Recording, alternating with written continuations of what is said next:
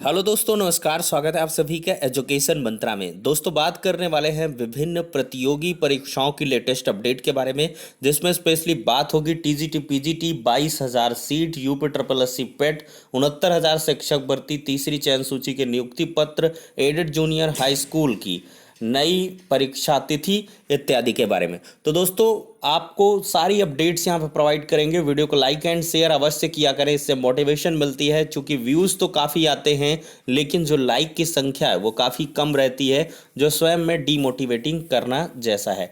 तो चलिए दोस्तों, अब यहाँ पर वीडियो सेशन को स्टार्ट करते हैं। सबसे पहले हम टीजीटी पीजीटी 2021 परीक्षा की लेटेस्ट अपडेट पर चर्चा करेंगे। दोस्तों, यहाँ पर टीजीटी पीजीटी 2021 के एग्ज़ाम को पोस्टपोन करने की लगातार मांगे चल रही थी, लेकिन ऐसे अभ्यर्थी अब शांत हो गए हैं, ठंडे बस्ते में जा चुके हैं, क्योंकि उन्हें मालूम चल गया है कि अब किसी भी सूरत हालात में जो टीजीटी पीजीटी परीक्षा 2021 है वो स्थगित नहीं होगी और ना ही पोस्टपोन होगी और ना ही इस पे अब एक्सटेंशन की उम्मीदें हैं। तो वो स्टूडेंट्स भी अब जितना उनसे हो सक रहा है वो पढ़ाई करना स्टार्ट कर दिए हैं। तो एक बात तो तय है कि टीजीटी पीजीटी की परीक्षा आपकी 7 और 8 अगस्त को टीजीटी और 17-18 अगस्त को आपकी जो पीजीटी की परीक्षाएं हैं वो देखने के लिए मिलेंगी। लेकिन दूसरे तरफ देखें तो यहाँ पर एक और मुद्दा गरमाया, जो था मंडल स्तर पर एग्ज़ाम को करवाया जाए, जनपद स्तर पर ना करवाया जाए। तो इसको लेकर भी अभ्यर्थियों ने काफ़ी ज़्यादा प्रयास तो किए हैं, लेकिन उनका प्रयास फीका ही पड़ता हुआ नज़र आ रहा है। अब जो स्थितियां बन रही उनके लिहाज से देखा जाए तो टीजीटी पीजीटी 2021 का एग्ज़ाम आपके संबंधित जनपदों में ही कंडक्ट करवाया जाएगा, लेकिन हाँ, इसमें चौकसी ज़्यादा बरती जाएगी।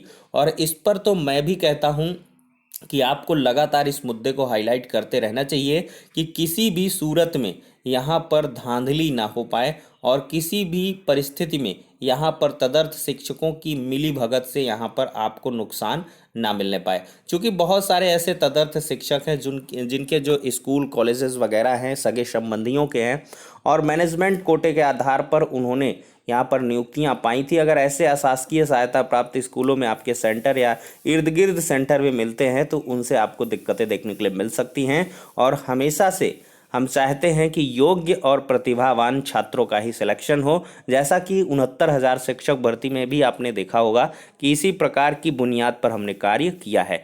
तो दोस्तों, ऐसे में देखा जाए तो परीक्षा की शुचिता को लेकर लगातार यहाँ पर आवाज़ आपकी उठाई जा रही है और इस आवाज़ को आप भी बुलंद करते रहें, लगातार आप लोग ट्वीट करते रहें, और जिससे कि किसी भी परिस्थिति में ऐसी संभावनाएं जो भी बन रही हैं उनको नकारा जा सके। हालांकि योगी सरकार इस बार प्रतिबद्ध रहेगी कि पूरी तरीके से शुचितापूर्ण ढंग से ही परीक्षा को संपादित करवाया जाए।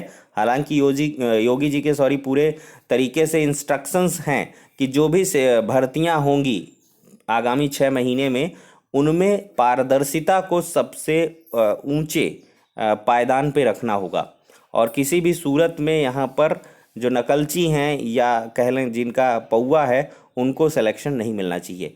तो अब दोस्तों बात करते हैं तदर्थ शिक्षकों के बारे में। जी हाँ दोस्तों, तदर्थ शिक्षकों की संख्या को लेकर अभ्यर्थी लगातार परेशान हैं कि आखिरकार टीजीटी पीजीटी 2021 में कितने तदर्थ शिक्षकों ने आवेदन किया है। दोस्तों, इसका ऑफिशियल डेटा किसी के पास नहीं है और इस पर लगातार अभ्यर्थी मुलाकात भी करते रहते हैं कि आखिरकार कितने तदर्थ शिक्षक यहाँ पर आवेदन किए हैं। चूँकि सुप्रीम कोर्ट का साफ आदेश है, अगर इनके द्वारा आवेदन नहीं किया जाएगा तो इनकी सेवा समाप्त कर दी जाएगी और साथ ही साथ आवेदन करने वालों में से जो लिखित परीक्षा को उत्तीर्ण कर लेंगे, भारांक की भी व्यवस्था है, तो उनका चयन कर लिया जाएगा और अगर जो है जिनका नहीं हो पाएगा तो उनके स्थान पर जो बीएड वाले स्टूडेंट्स हैं या कह लें जो फ्रेशर्स हैं उनको मौका दिया जाएगा। हालांकि यहाँ पर अभ्यर्थी लगातार मांग भी कर रहे हैं कि तदर्थ शिक्षकों की जितनी भी संख्या है, इतनी संख्या के बराबर इसमें सीटें जोड़ी जाएं टीजीटी पीजीटी 2021 में। हालांकि जो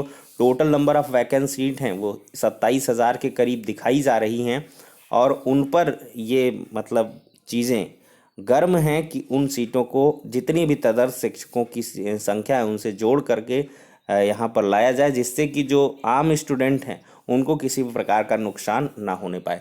फिलहाल दोस्तों, आपको अपनी तैयारी को धार देना चाहिए। और इस मुश्किल वक्त में आपको बेहतरीन तरीके से तैयारी करनी चाहिए। विश्वास करिए, यहाँ पर तदर्थ शिक्षकों की जो स्थिति है वो भी शिक्षा मित्रों की जैसे ही है, क्योंकि 5 साल 10 साल जो सेवा काल में रहा है उसकी वो मानसिक परिस्थितियाँ नहीं हो सकती हैं जो कि एक आज के स्टूडेंट की होती हैं।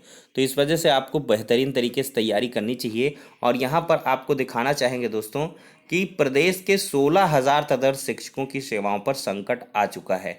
कानपुर से ये जुड़ी अपडेट है। प्रदेश के 16,000 तदर्थ शिक्षकों की सेवाओं पर संकट आ गया है, जिसमें कानपुर नगर के भी 28 शिक्षक शामिल हैं। इन शिक्षकों को जुलाई से वेतन मिलने में बाधा आ सकती है। वर्ष 2000 के बाद विद्यालय स्तर पर नियुक्त ऐसे शिक्षक जो नियमित नहीं हो सके थे, उन्हें अदालत ने वेतन देने पर रोक लगा दी है। कोर्ट ने इनकी नियुक्तियों के लिए जो विकल्प सुझाया था उसकी समय सीमा भी समाप्त हो चुकी है। माध्यमिक शिक्षक संघ के प्रांतीय महामंत्री हरिश्चंद्र दीक्षित ने कहा है कि शिक्षक फिर कोर्ट गए हैं, यदि इन्हें राहत नहीं मिलती है तो इनका वेतन रुकना तय है। ऐसे शिक्षकों की प्रदेश स्तर पर संख्या काफ़ी है। अभी तक नगर में 28 ऐसे शिक्षक ट्रेस हुए हैं। तो देख सकते हैं अनऑफिशियल डाटा है, लेकिन यहाँ पर देखा जाए दोस्तों तो करीब संख्या जो निकल के आ रही है वो 16,000 के करीब है, जो अपने आप में काफ़ी संख्या बल है। 16,000 तो बहुत ज़्यादा संख्या में यहाँ पे तदर्थ शिक्षक हैं। अब दोस्तों इनमें से आवेदन किन लोगों ने कर रखा है ये अभी तक डेटा नहीं क्लियर हो पाया है, लेकिन सबने आवेदन किया होगा। लेकिन कुछ लोगों ने भी आवेदन ना भी किया हो और उनका जो भी उद्देश्य रहा हो ना आवेदन करने का। तो फिलहाल दोस्तों संख्या आप लोग देख सकते हैं, 16,000 के करीब तदर्थ शिक्षकों की संख्या यहाँ पे बताई जा रही है। लेकिन आवेदन यहाँ पर 16,000 ने किया है कि यहाँ पर अनऑफिशियल डेटा कई प्रकार के आते हैं, 30,000, 32,000, 34,000 कहते हैं तदर्थ शिक्षक हैं, लेकिन कितने हैं ये अभी तक ऑफिशियली अनाउंस्ड नहीं है। तो दोस्तों ये बात हो जाती है टीजीटी पीजीटी से जुड़ी हुई अपडेट्स। अब यहाँ पर हम चर्चा करते हैं अगली अपडेट के बारे में, जो कि UPSSC से संबंधित है। दोस्तों देखा जाए तो यहाँ पर UPSSC से संबंधित अपडेट ये है कि NHM कर्मियों को PT से छूट दिलाने का यहाँ पे प्रयास होगा। NHM निदेशक अपर्णा उपाध्याय और राज्य कर्मचारी संयुक्त परिषद के प्रतिनिधियों के बीच शनिवार को वार्ता हुई है। निदेशक ने कर्मचारियों को UPSSC की ओर से आयोजित PT से छूट दिलाने का आश्वासन दिया है। उन्होंने टीकाकरण अभियान में काम कर रही ANM की सराहना करते हुए कहा है कि उन्हीं की बदौलत प्रदेश वैक्सीनेशन में अव्वल रहा है।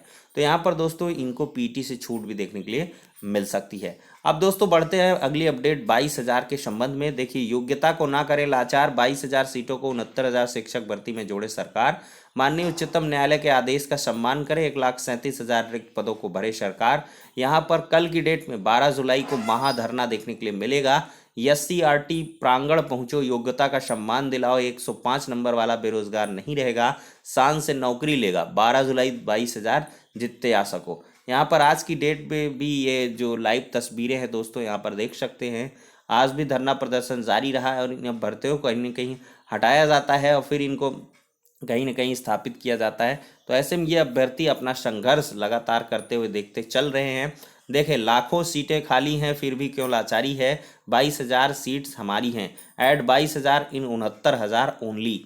तो कुछ संबंधित आज के धरना के वीडियो हैं, उनको आप लोग अवश्य देखें। फिर बढ़ते हैं अगली अपडेट की तरफ। दुनिया में एक सीधा सा सवाल है कि इन लोगों के पास पढ़ाई लिखाई के अलावा और क्या है कि सरकार इन लोगों को नौकरी दे दे। नौकरी मिलती नहीं है क्या? शिक्षा मंत्री के भाई को EWS पे मिली थी, इनको क्यों नहीं मिल रही है? ये लोग 17 दिन से लगातार सड़कों पर भूखे प्यासे बेरोजगार पड़े हैं। सरकार इनकी क्यों नहीं सुन रही है और सरकार इनको नौकरी क्यों दे दे? आज इसी पर बात करेंगे। इतने दिन से मैं आप लोगों को कवर कर रही हूँ, सरकार आप लोगों की सुन नहीं रही है। ये बताइए कि आपके पास पढ़ाई लिखाई नंबर्स के अलावा और ऐसा क्या है कि सरकार आपको नौकरी दे? मैम हमारे पास हमारी योग्यता है, हम लगभग 105, 110, 115 नंबर लगभग सभी लोग पाए हुए हैं। इसमें ऐसे आप योग्यता की बात कर रहे हैं भाई साहब। नौकरी मिली ना? मिलती है, लेकिन यहाँ पे अब जो है ना हमारे साथ देखो हम युवा है और युवा को सिंपल वर्डों में आप उल्टा कर दो मैम, उसका बनता है वायु।